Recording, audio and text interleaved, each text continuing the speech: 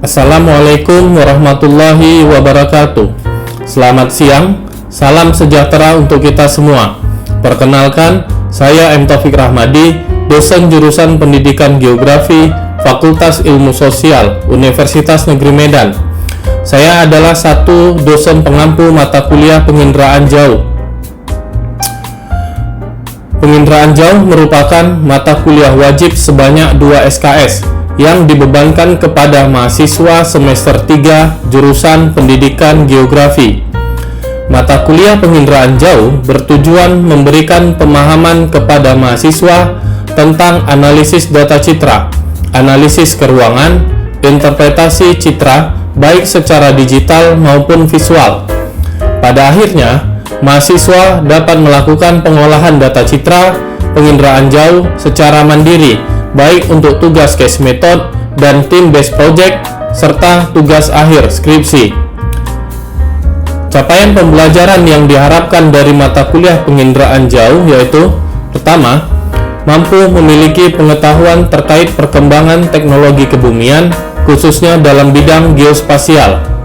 Kedua, mampu memanfaatkan teknologi penginderaan jauh menggunakan data yang tersedia. Tiga, mampu menerapkan hasil pembelajaran kepada peserta didik, penerapan dalam dunia kerja dan dunia industri. Materi pembelajaran dalam mata kuliah penginderaan jauh terdiri dari: yang pertama, konsep dasar penginderaan jauh; yang kedua, sistem penginderaan jauh; tiga, jenis citra penginderaan jauh; empat, metode penginderaan jauh; lima, unsur dan teknik interpretasi citra; 6. Penginderaan jauh fotografik dan drone; 7. Penginderaan jauh non-fotografik sistem thermal; 8. Penginderaan jauh non-fotografik sistem gelombang mikro dan sistem radar; 9. Penginderaan jauh non-fotografik sistem satelit; 10. Interpretasi visual penutup lahan, penggunaan lahan, dan bentuk lahan. Sistem pembelajaran mata kuliah penginderaan jauh. Yang pertama, kegiatan perkuliahan dilakukan secara tatap muka selama 2 kali 50 menit. Yang kedua, pemberian tugas dan pengumpulan tugas yang dilakukan setiap minggunya. Yang ketiga, sistem tugas dilakukan dengan penerapan case method dan team based project, di mana mahasiswa dibagi dalam kelompok kecil dan diberikan sebuah tema. 4. Informasi terkait mata kuliah akan dibagikan melalui grup WhatsApp. Metode pembelajaran. Yang pertama terdiri dari metode ceramah, yang kedua diskusi dan tanya jawab. Sistem penilaian terdiri atas kehadiran sebanyak 5%, case method, team based project, 6 tugas KKNI yang bisa diintegrasikan ke dalam case method dan team based project sebanyak 60%, UTS sebanyak 15%, dan UAS sebanyak 20%.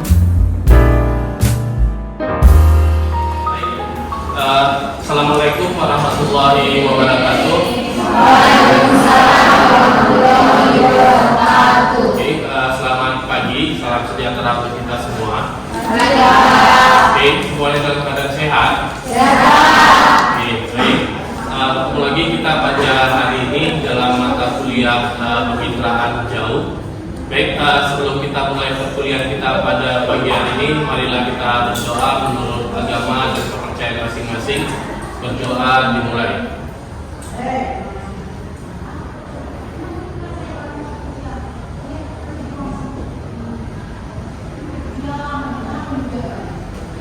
Oke, berdoa selesai.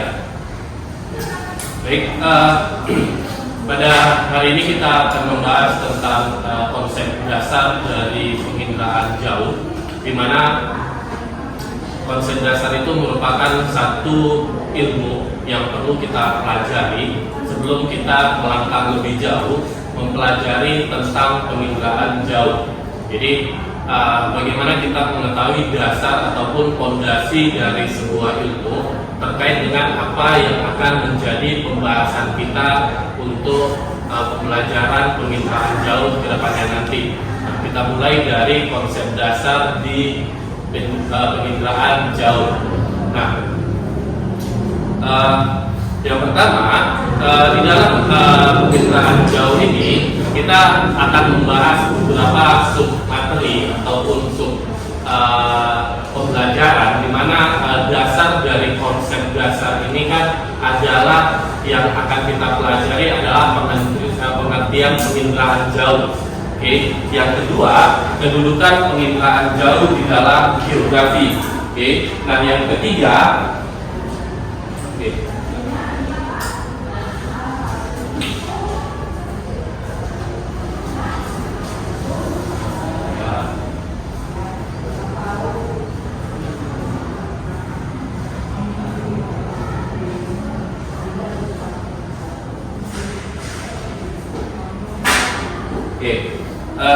Yang ketiga, sistem penginderaan jauh. Yang keempat, jenis citra penginderaan jauh. Yang kelima, interpretasi dan analisis penginderaan jauh. Dan yang keenam, aplikasi dalam penginderaan jauh. Nah, jadi di dalam konsep dasar inilah yang perlu kita ketahui tentang dari penginderaan jauh, dasar-dasar dari penginderaan jauh, yang mana nantinya submateri ini akan kita pelajari juga di pertemuan-pertemuan selanjutnya secara lebih mendalam. Oke, tapi pada pertemuan ini kita hanya membahas sedikit tentang bagaimana konsep dari penginderaan jauh.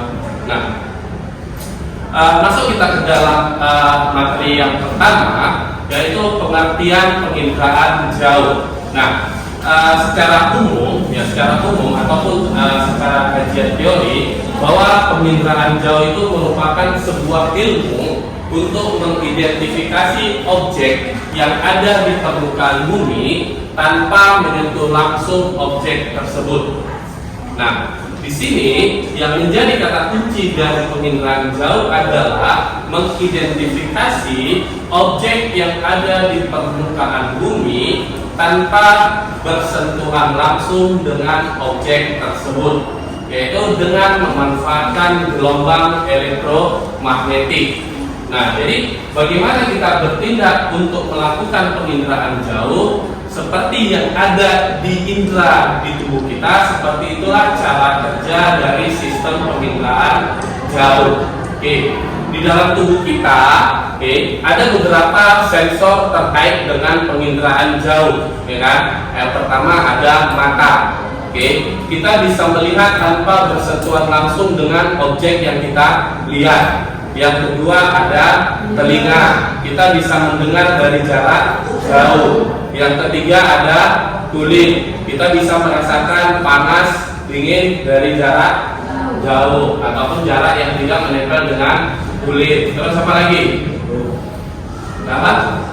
Hidung, kita bisa mencium wangi-wangian ataupun aroma-aroma dari jarak tertentu. Nah, apa sih yang membedakan indera yang ada di dalam diri kita sama yang digunakan oleh si penginderaan jauh ini? Nah, yang pertama di sini kalau penginderaan jauh kan lebih kepada teknologi, ya kan? Teknologi yang digunakan.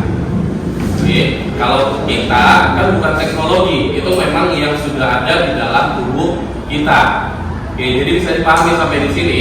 Jadi pengertian penginderaan jauh adalah bagaimana terkait dengan ilmu, seni, dan teknologi dalam mengidentifikasi objek yang ada di permukaan bumi tanpa bersentuhan langsung dengan objek tersebut, dengan memanfaatkan gelombang elektromagnetik.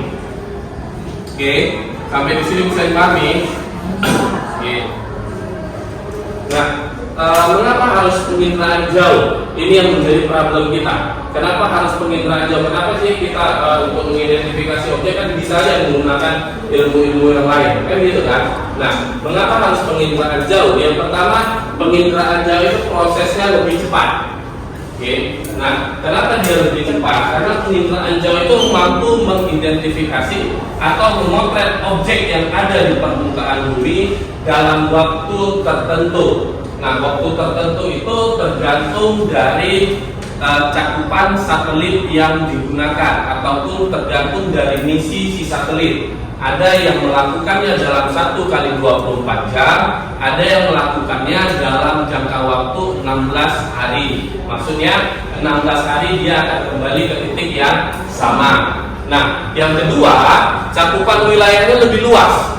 Nah, penginderaan itu kan dapat memotret objek di permukaan bumi dengan jangkauan yang berbeda, tergantung kembali lagi dari misi yang dibawa si satelit. Oke, satelit itu ada yang memotret dengan jenis resolusi menengah, resolusi rendah, dan resolusi tinggi. Oke, ketika dia memotret dengan resolusi rendah, berarti cakupan wilayahnya akan lebih luas, tapi dia tidak detail.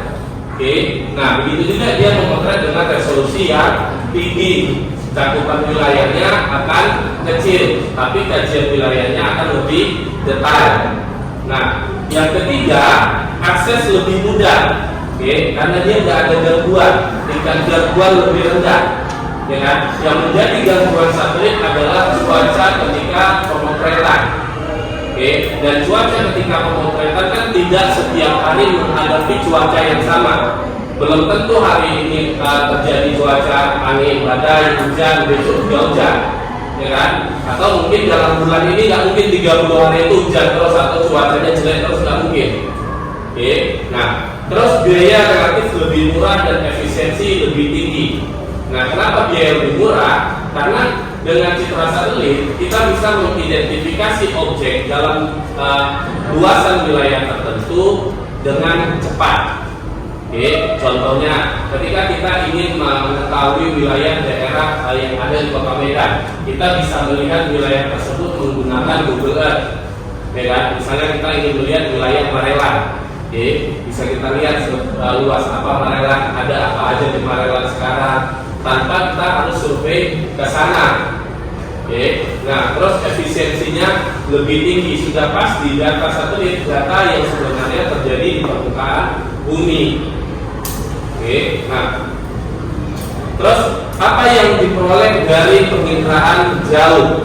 Nah, yang pertama yang dapat diperoleh dari penginderaan jauh adalah jenis dan komposisi objek. Nah, yang kedua, pola spasial beruangan objek. Nah, yang ketiga, sifat-sifat biologis, fisik, dan kimiawi objek. Dan yang keempat, perubahan dalam kurun waktu tertentu. Tapi bisa juga diringkaskan bahwa apa sih yang dapat diperoleh dari penginderaan jauh? Hampir semua sekarang. Selanjutnya kita masuk ke materi berikutnya, bagaimana kedudukan penginderaan jauh dalam ilmu geografi.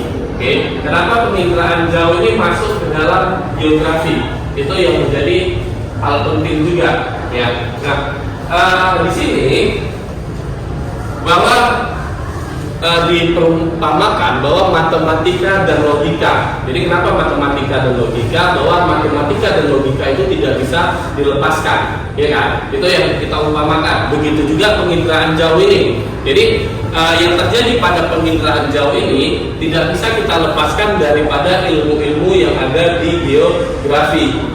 Kita bisa mengidentifikasi fenomena-fenomena yang ada di permukaan bumi ini menggunakan data penginderaan jauh.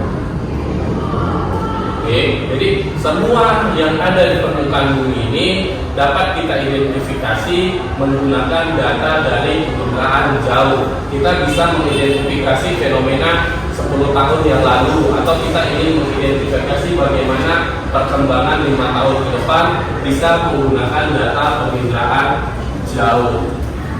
Nah, kita lanjutkan ke dalam sistem penginderaan jauh. Nah, ini bagaimana sih sistem penginderaan jauh itu bekerja?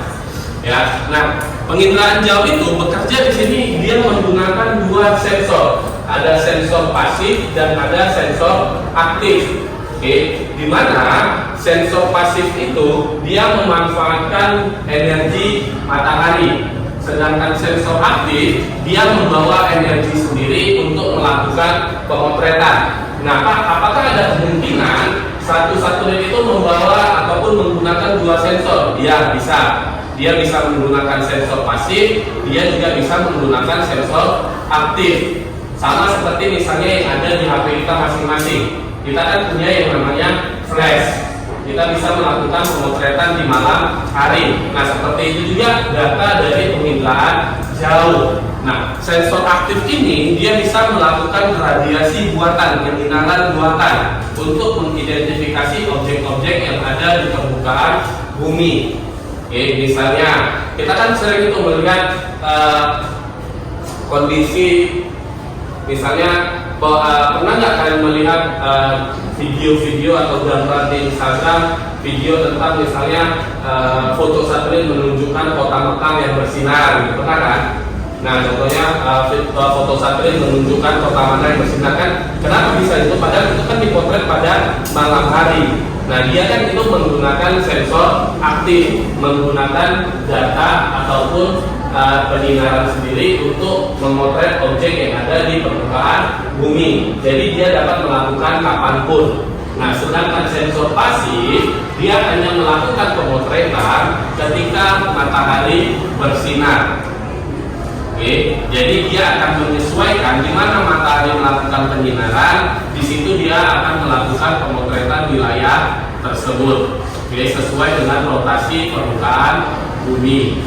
Nah, selanjutnya sumber energi itu melakukan radiasi kepada target yang ada di permukaan bumi. Nah, target itu ya yang memantulkan pantulan energi gelombang elektromagnetik kepada perekam data. Oke, pada perekam data yaitu si satelit.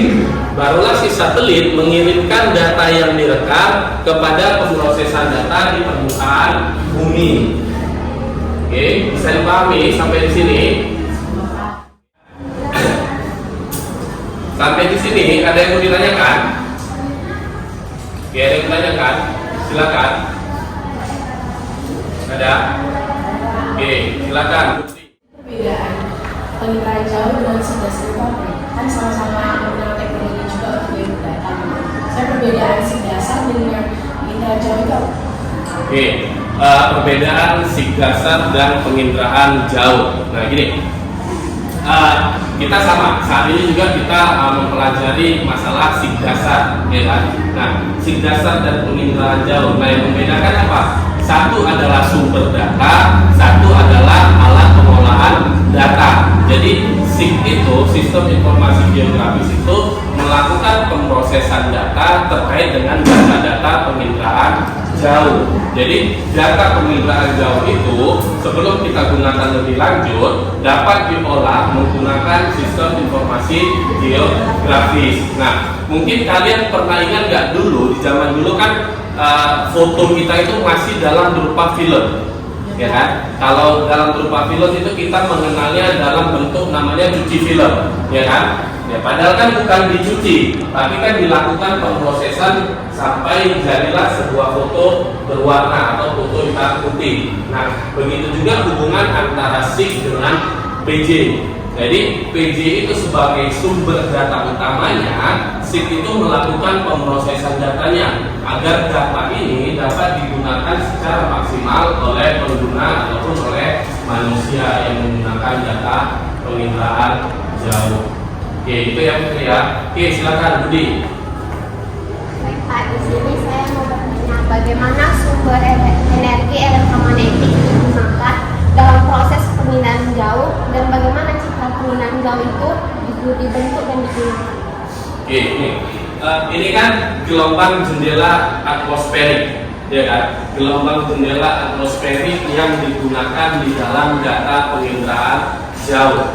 Oke, nah pada dasarnya kita kan hanya mampu melihat pada nilai di atas 0,4 sampai dengan 0,7 mikrometer, kan? Itu yang mampu kita deteksi.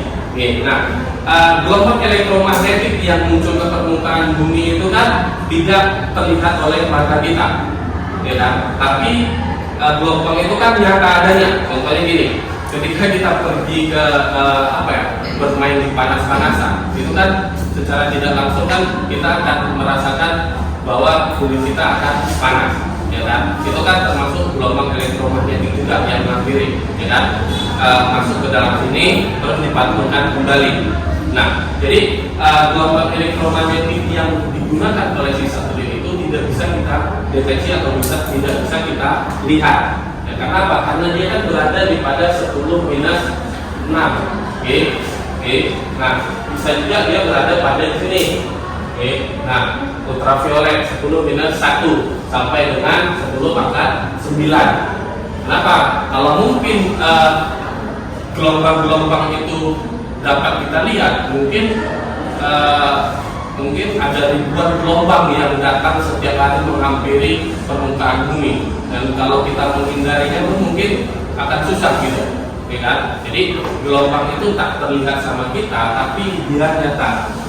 Gelombang itulah yang melakukan pemantulan kepada satelit yang memotret permukaan bumi. Nah, masalahnya kita kan hanya bisa melihat di sini 0,4 sampai dengan 0,7, di mana 0,4 itu biru, 0,5 hijau, dan 0,6 sampai 0,7 merah. Itulah kemampuan yang mampu kita miliki pada mata manusia normal.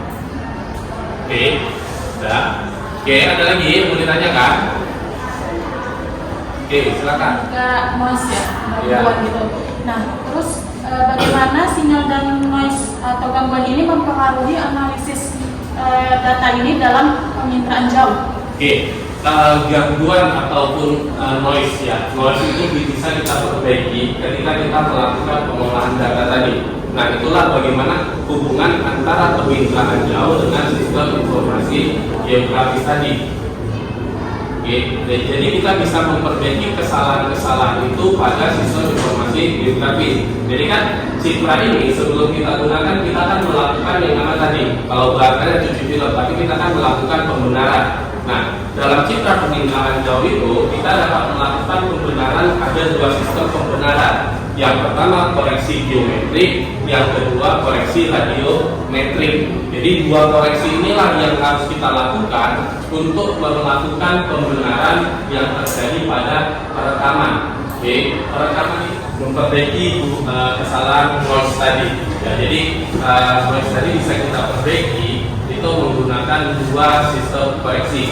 Ya, tadi makanya pertanyaan itu berkaitan dengan pertanyaan yang dilakukan ataupun yang diberikan si Putri. Jadi apa sih hubungan PJ dan SIG? Jadi kalau PJ tadi adalah sumber data, kalau SIG adalah alat pengolahan data. Jadi gimana?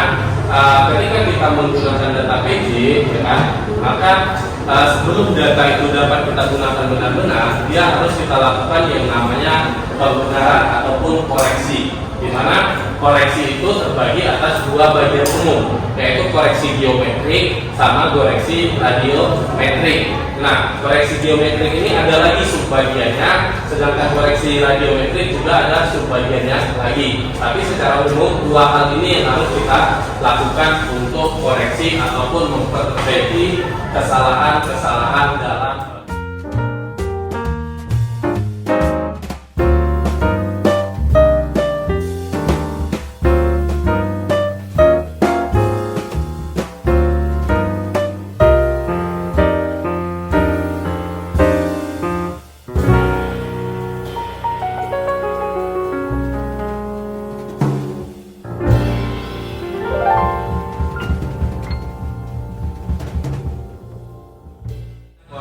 geometrik, di mana koreksi geometrik ini membenarkan posisi citra agar sesuai dengan posisi yang ada di permukaan bumi. Oke, ketika dia melakukan perekaman di Kota Medan, kita harus menyesuaikan dengan wilayah peta rupa bumi Indonesia yang ada di Kota Medan, karena peta rupa bumi Indonesia adalah peta yang menjadi rujukan utama untuk melakukan pembenaran ataupun koreksi geometrik. Nah, yang kedua, kita melakukannya dengan koreksi radiometrik, di mana koreksi radiometrik ini terdiri dari bagaimana menghapus atmosferik yang tidak baik, ada radian, ada reflektan, ada koreksi atmosferik, ada koreksi kolom air, dan ada koreksi Isingha. Jadi koreksi itulah yang kita lakukan untuk melakukan pembenaran yang ada di dalam citra penginderaan jauh. Oke, sampai di sini bisa dipahami? Oke, baik. Nah, sebelum kita tutup, Coba saya mau 2 orang refleksikan apa yang sudah kita dapatkan hari ini.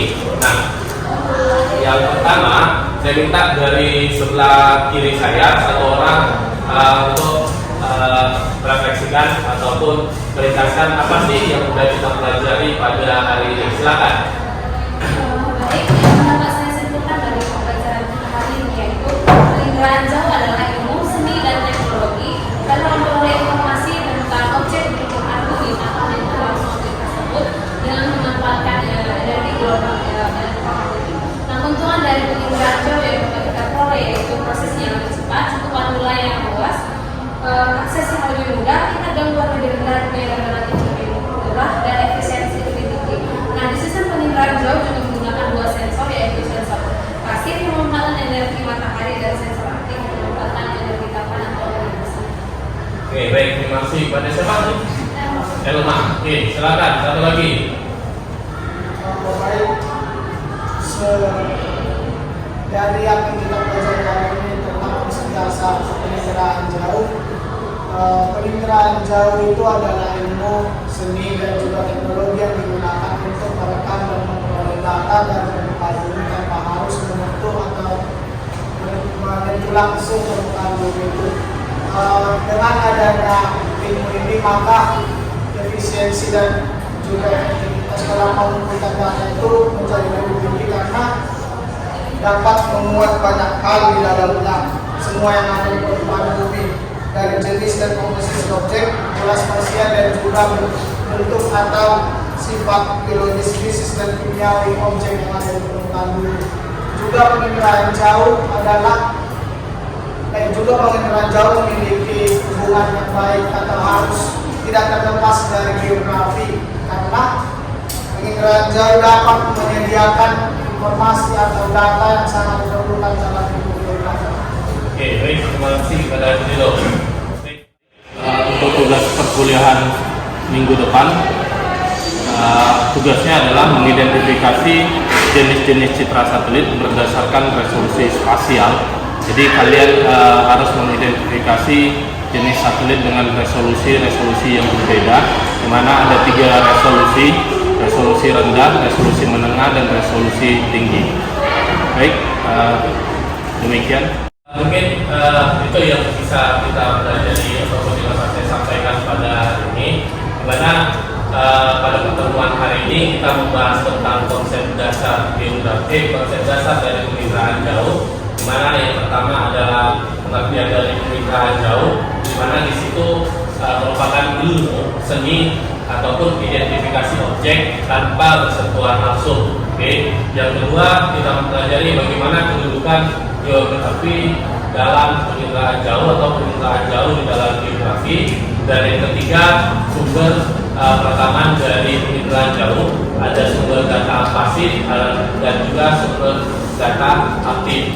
Oke. Nah, mungkin sampai di sini yang bisa kita pelajari pada hari ini. Sampai jumpa lagi minggu depan. Terima kasih atas kehadirannya pada pagi hari ini.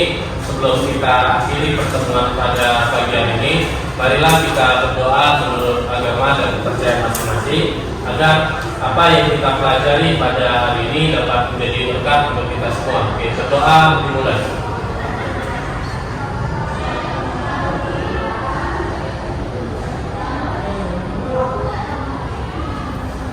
Oke, doa selesai.